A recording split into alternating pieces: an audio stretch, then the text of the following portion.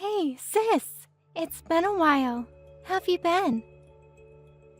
Hey, Erica. Didn't expect to hear from you. What's up? Just want to let you know I'm getting married pretty soon. Seriously? Who's the lucky, or maybe I should say unlucky guy? You remember Paul? I introduced him to you some time back. Yeah, that Paul. Your boyfriend from way back. That Paul? Yeah, that very same Paul. The one I dated in high school. You're not serious? Do you really want to get married to that guy? How could you say that? Paul's not the old high school boy you knew back then. He's the president of a major IT firm now. You're kidding, right? That brainbox Paul, a president? Give me a break. How could you marry that alpha geek? Would you stop calling him a geek? He's way different now. I can't help it. He was always such a weenie. Cheap clothes, real bad taste. That's all just superficial. You say he's a president of an IT company? And maybe he should dress a little better, play the part. You know what I mean. He should at least wear a suit to the office. The guy looks like some freelance at a mom and pop store. I don't know where you get your information, Carol. If you had checked it out in detail, you'll know that his company is full remote. There is no traditional office. Nobody commutes, so all employees dress as they please. Anyway, Paul was never concerned about fashion. As long as he's healthy and squeaky clean, who's to complain? Besides, Paul is someone who is respected and admired. Come on, Erica. Don't make me laugh. Compared to him, take a look at my hubby. He works at a major corporation with annual income of over $150,000. Now that's something to be respected and admired. For good measure, he's super handsome and buys me anything I want. Do you always have to make comparisons? It's really annoying. For you, your husband is probably the best in the world, and for me, Paul is number one, but... Yeah, you'd say he's your number one, but you really didn't have any other options, right? Besides, compared to me, I'm more of a woman than you. No guy would give you a second look, so you had no other choice but to pick this geek. I feel sorry for your little sister. You got it all wrong, Carol. I'm marrying him because I love him. Always have, ever since high school. Do you really love this guy? Sounds more like he talked you into it. Programmed you as if you were a computer. I pity you, Erica. To be duped into marrying this tech guru or whatever you think he is. No need to pity me. I'm very happy just being around him. Sounds like you're already landed in Glumsville. Open your eyes, Erica, before it's too late. You really never change, sis. You never take the time to see my side of the story, or show any concern for how I feel. It's just that I can't wrap my head around why you would marry some freelancer. Like I keep saying, he's not a freelancer. He's the president of an IT company. Anyway, once we set the date for the wedding, I'll let you know. See ya. Are you really going through with this, Erica? Really hooking up with that teleworker? Are you still harping on about that? It's our wedding day. Can't you be a little more respectful? That's exactly why I'm saying this now. I can't believe you're really going to tie the knot with that Poindexter. How many times do I have to keep repeating myself? He's the president of an IT firm. A lot of people admire him. Many of them are here today.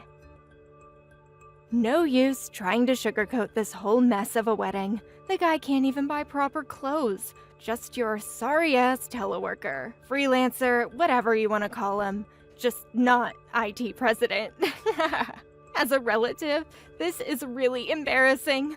I just wish you would just put the kibosh on it. Paul just isn't the type to waste money on clothes, and he has zero interest in brands. How many times do I have to keep repeating myself? Some people have money but opt not to use it on such frivolous things. Can't you get that through your head? All you're doing is trying to convince yourself that you're making the right decision by candy coating everything to suit your agenda. I bet in reality you're in debt, worried about what the future holds, on the verge of tears. Am I right? Wait, back up. What's this about debt? I don't have any debt. We paid for the whole wedding in cash, and we already picked out our new home. Then why are you guys having the wedding at this shoddy wedding hall? If he's this super-duper IT president that's admired by all, he would arrange for a real elaborate wedding, like at the Hilton downtown. What it all boils down to is that he could only afford to have it here at this ritzy little wedding venue. We checked a lot of places out, but in the end we picked this place because it was serene and beautiful. A friend of ours had a wedding here a few years ago, and we fell in love with it. That's why we decided on this place. Such a nice little story. Please, stop with the sarcasm, would you? I also hear that your husband was saying the same thing to Paul the other day. What's with you guys? Can't you accept how other people live? You've been acting this way all month, and then on the day of the wedding, you up the ante and start trash-talking us. That we're in debt, and that he's a no-good teleworker? I'm sick of it, to be honest. What I'm trying to tell you is for your own good. Nothing good will come of marrying a freelancer. Not that again. I'm sick of repeating myself. I gave you his business card, didn't I? His name's on it, the company name, everything, and you're still unconvinced. Has your brain been scrambled? It is kind of hot today.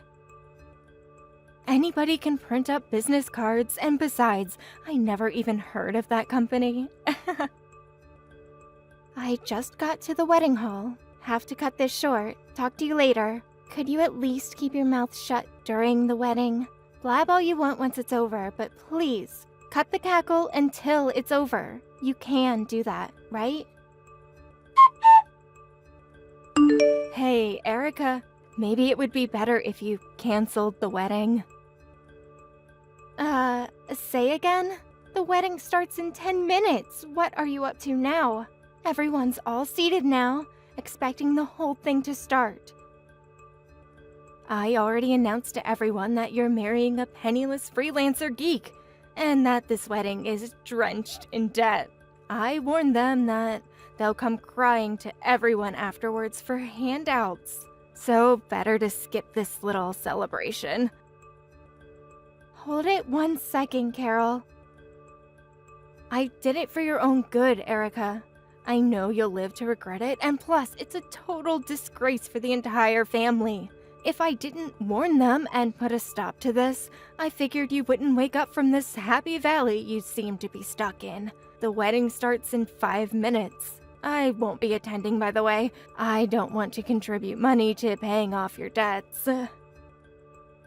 Is that so? All right, I'll have you and your husband's seats removed. I'll let you in on a little secret. We're actually right outside the wedding hall right now.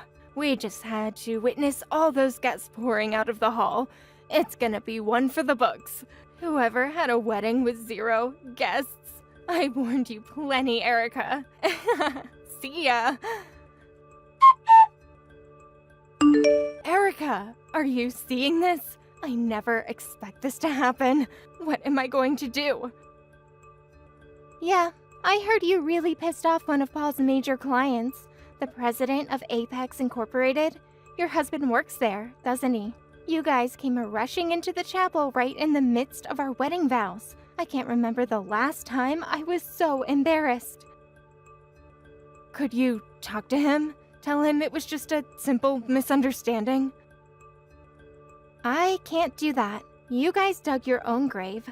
You guys were totally out of line with him and getting kicked out of the wedding hall, trying to ruin our wedding. A self-inflicted death spiral if there ever was one.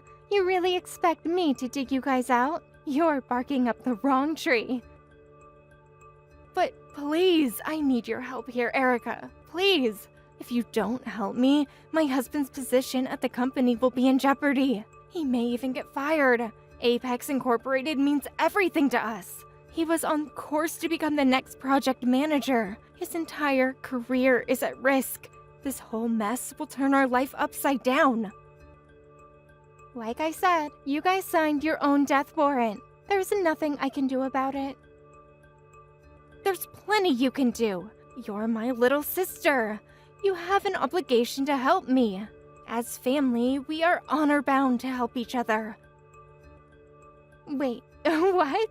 Did you just use the word family? Do you really consider me family? You've always treated me with disdain, always berating me, calling Paul a freelancer, debt-ridden, and you try to ruin our wedding. And now you come crying to me for help because we're family? Spare me. Please, don't say that. I consider us family. I was only trying to help you. Trying to help me? Really? That's right. We did all that because we were concerned for your future. But I never expected the president of Apex Incorporated to be there. How does Paul even know the guy, for Pete's sake? By the way, what did you even say to the president? Well, it was... Come on, tell me. What was it that pissed him off so much? It was about... I was only trying to... That bad, huh? That you can't even tell me. I just told him Paul was a freelancer, a teleworker. Apparently he arrived late, and so I saw him at the entrance and stopped him. I warned him not to attend the wedding, that Paul was a mere freelance worker, that he was heavily in debt. Why the hell did you tell him that? But I was trying to... How many times have I told you that Paul is the president of an IT company? I thought all that was BS. I showed you his business card, had the company name on it, and you still didn't believe me. He just laughed it off, so I accused him of being in the same league as Paul, and that he must be a freelancer geek like him. That seemed to piss him off. That's when my husband came out of the bathroom and saw the president of Apex Incorporated standing there, red-faced. My husband was speechless, as you can imagine. He immediately reprimanded me for angering the president of his company. And then what happened? My husband got down on his hands and knees to apologize, saying it was all a mistake. He pulled me down and forced me to beg for his forgiveness. And what happened next? He then turned to us and demanded that we apologize to you and Paul. And then? We were going to apologize and burst into the chapel, and that's when we got kicked out. Who wouldn't kick you guys out? Barging in like that? Stumbling over the pews? What a total mess you guys made! Why couldn't you just wait until the ceremony was over or after the reception? Why then and there? I can't comprehend your actions. Could you please put in a good word? Please? I suggest you figure it out yourself. How are we supposed to figure it out ourselves? He said he didn't even want to see our faces anymore. Only way to contact them is at the office. We never got his personal info. Your husband works there. Go through the proper channels, make an appointment for a meeting. Just don't drag up into a mess. Like I keep saying, you're my sister, for God's sake. Have a little compassion. We're family. We need to stick together. We're duty-bound as family to help each other when in need. All right, if that's your thinking, let me ask you this. When was the last time you helped me when I was in need? There were plenty of instances. Really? Okay, name one. And I want the details. There was the time, Can't remember, huh? You've always been like that. If you didn't get your way, you got all mopey and ill-tempered. But whenever I was in dire circumstances, you just sat back and snickered as if you were enjoying yourself. That's not true at all. I'll be sure to help you the next time you're in trouble. I think I'm officially getting dizzy. Let's cut this short. Goodbye. Excuse me? Why? You can't cut me off. We're not finished.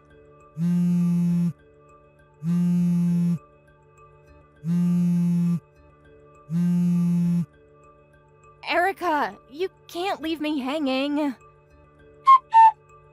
Growing up, my folks were always so busy. They left us to my grandma. She was the one who brought us up. After she passed, my folks just provided monetary support, never really interfered in our personal affairs. We were basically left on our own. That is, when things got tricky, there was no adult supervision. Either we keep things in check or do whatever we wanted. My sister seemed to have picked the latter. Maybe that's why she ended up being such a malicious woman. But then she married a like-minded guy. A double whammy if there ever was one.